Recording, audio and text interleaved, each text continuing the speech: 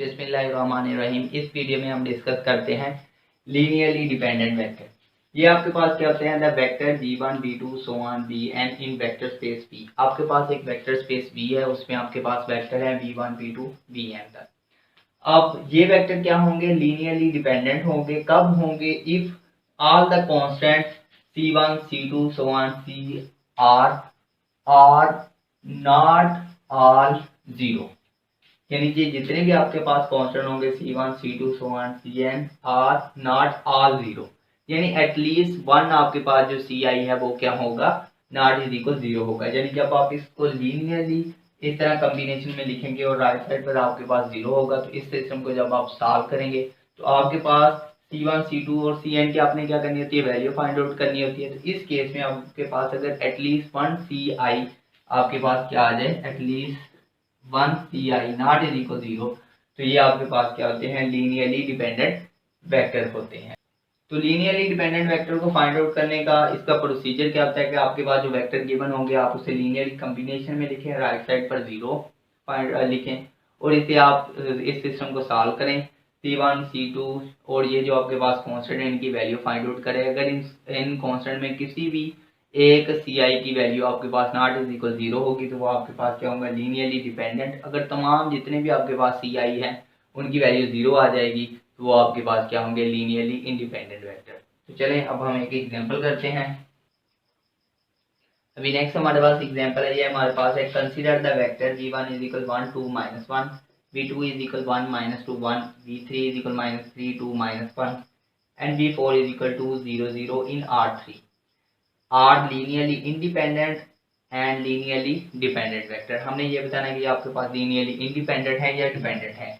तो इसके लिए सोल्यूशन में सबसे पहले हम इसे लीनियरली कॉम्बिनेशन में लिखेंगे और राइट साइड पर जीरो आएगा। तो ये आपके पास क्या होगा, c1 v1 plus c2 v2 c3 v3 plus c4 v4।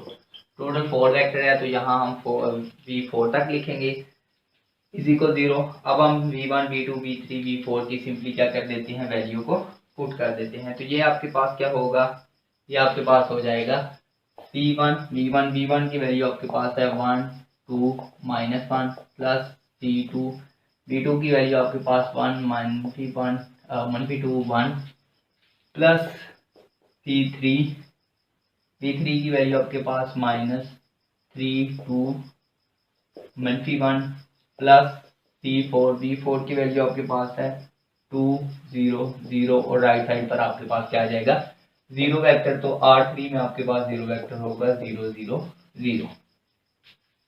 एक बार फिर देख लेते हैं कि हमने v1 v2 v3 की वैल्यू सही लिखी है। जी आपके पास 1 2 -1 1 -2 1 -3 2 -1 2 0 0 सही है। तो अब हमने क्या करना है, इसको क्या करना है, सॉल्व आउट करना है इसमें, यानी हमने c1 c2 और c3 की वैल्यू को क्या करना है, फाइंड आउट करना है।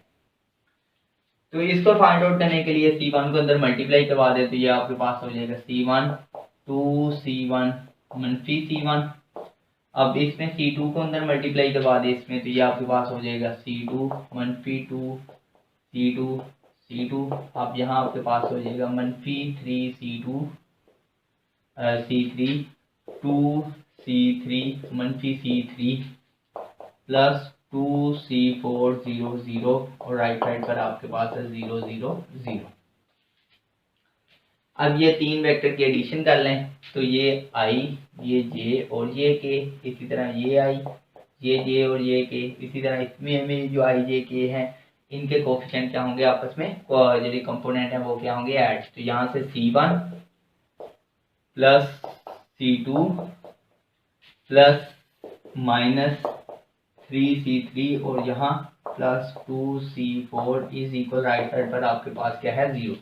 तो ये 0 आ जाएगा। अब इसमें भी ये i ये j और ये क्या है, k कंपोनेंट। इसी तरह j के कंपोनेंट इसमें आपके पास क्या है, 2 c1 -2 c2 plus 2 c3 plus 0 c4 is equal 0। इसी तरह k के -c1 प्लस c2 -c3 और यहाँ आपके पास 0 c4 इज इक्वल 0। अब ये तीन आपके पास क्या आया है, लीनियर इक्वेशन है, होमोजीनियस इक्वेशन है, तो इसमें आपने क्या करना है, C1 C2 C3 C4 की क्या करनी है, वैल्यू को फाइंड आउट करना है। तो चले यहाँ से हम क्या बनाते हैं, आर्गुमेंट मैट्रिसेस बनाते हैं, आर्गुमेंटेड मैट्रिसेस। तो ये आपके पास क्या हो जाएगा, ये आपके पास हो जाएगा सबसे पहले तो यहाँ C1 के कोफिशिएंट, C2 C3 C4 और यहाँ डाटा लाइन आएगी और यहाँ राइट साइड पर आपके पास जो कांस्टेंट 0 0 वो आ जाएंगे। C1 के कोफिशिएंट कॉलम में क्या है, आ जाएंगे 1 2 -1। इसी तरह C2 के क्या आ जाएंगे 1 -2 1। C3 के आपके पास कितने आ जाएंगे -3 2 -1 और C4 के आपके पास 2 0 0 और राइट साइड पर आपके पास क्या है 0 0, यहाँ आएगा 0 0 0। अब हमने इसे क्या बनाना है, रो एचेलॉन फॉर्म में बनाना है। तो ये 2 है और ये -1 है, इस ये आपके पास लीडिंग एंट्रीज 1 है, इसके नीचे हमने क्या बनाना है 0। तो हम क्या करेंगे, -2 से R1 को मल्टीप्लाई करवा देंगे और R2 में ऐड कर देंगे और इसी तरह R3 में हम R1 को क्या कर देंगे, ऐड कर देंगे। तो जब ये दो ऑपरेशन अप्लाई करेंगे तो ये आपके पास क्या आ जाएगा, फर्स्ट रो 1 1 -3 2, ये एज इट आ जाएगा आपके पास फर्स्ट रो। अभी सेकंड रो पर ऑपरेशन अप्लाई करेंगे, ये -2 को R1 से मल्टीप्लाई करवाएंगे, R2 में ऐड करेंगे, -2 + 2 क्या हो जाएगा 0, ये -2 कितना हो जाएगा -4। अब ये आपके पास -2 से मल्टीप्लाई होगा 6 6 + 2 कितना हो जाएगा 8। अब ये -2 के साथ मल्टीप्लाई होगा +2 तो कितना हो जाएगा -4 -4 + 0 0 हो जाएगा। 2 के साथ 0 मल्टीप्लाई होगा 0 और 0 में ऐड करेंगे तो 0। अब इन दो को प्लस करना है, 1 -1 0 1 1 2। अब ये -3 -1 -4, अब ये क्या हो जाएगा 0 + 2, यही आएगा आपके पास, और ये 0 + 2 2 आ जाएगा आपके पास। अब ये 0 + 0 0 आ जाएगा आपके पास। अभी सेकंड रो में ये हमारे पास लीडिंग एंट्रीज है और इसे हमने क्या बनाना है 1। तो 1 बनाने के लिए रो 2 को हम क्या कर देंगे, -4 के साथ क्या करवा देंगे, डिवाइड करवा देंगे। तो ये आपके पास आ जाएगा 1 1 -3 2 और ये आपके पास 0। अब ये 0 ये 1 -2 1 और ये 0। ये मैंने क्या किया है, रो 2 पर -4 को क्या करवा दिया, डिवाइड। इसी तरह R3 पर 2 को डिवाइड अगर करवा देते हैं तो ये 0, 2 को डिवाइड करवाएंगे 1 -2 और ये कितना हो जाएगा 1 और ये आपके पास राइट साइड पर क्या हो जाएगा 0। अब ये देखिए ये दो आपस में क्या है, पैरेलल है, तो ये कैंसिल आउट हो जाएंगी। यानी कि अगर हम क्या करें, यहाँ ऑपरेशन हम अप्लाई करते हैं R3 - R2, जब ये ऑपरेशन अप्लाई करेंगे तो ये आपके पास क्या आ जाएगा 1 1 -3 2 0 और ये सेकंड रो एज इट आ जाएगी 0 1 -2 1 0। अब ये आपके पास क्या होगा 1 -1 0 -2 + 2 0 1 -1 0 और राइट साइड पर क्या आ जाएगा आपके पास 0 आ जाएगा। तो यहाँ से जो आपके पास जो रो 3 है वो आपके पास क्या आ गई है 0, तमाम की तमाम रो 3 आपके पास क्या है 0। तो यहाँ से आपके पास क्या आएंगे, इनफाइनाइट मैनी सॉल्यूशन आएंगे, बिकॉज फर्स्ट रो में ये आपके पास लीडिंग 1 है, इसमें ये आपके पास क्या है लीडिंग 1 है।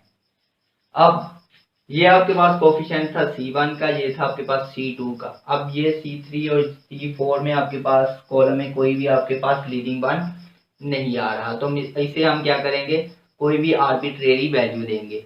मतलब अगर हम यहाँ से अगर हम अगेन इक्वेशन में लिखेंगे, राइट डाउन करेंगे, तो ये आपके पास क्या हो जाएगा, अगर मैं R2 से इक्वेशन लिखता हूँ तो ये आपके पास क्या हो जाएगा C2 - 2 C3 + C4 = 0।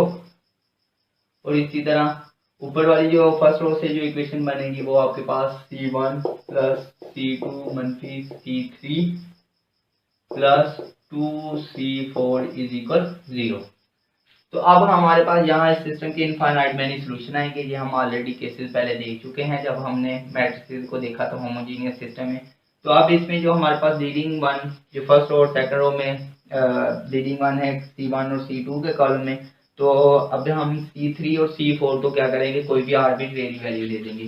तो यहाँ से हम लेट कर लेते हैं कि ये जो आपके पास C3 है ये आपके पास R है, और ये जो आपके पास C4 है ये आपके पास T है, और वेयर जो आपके पास R और T है ये कोई भी आपके पास किस में बिलोंग कर रहे हैं, रियल नंबर में बिलोंग कर रहे हैं।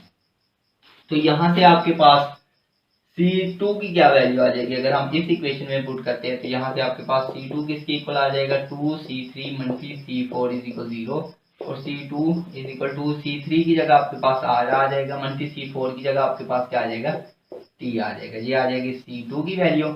और इसी तरह C1 की वैल्यू इस इक्वेशन में क्या आ जाएगी, C1 इज इक्वल मनफी C2 प्लस 3C3 मनफी 2C4 इज इक्वल 0।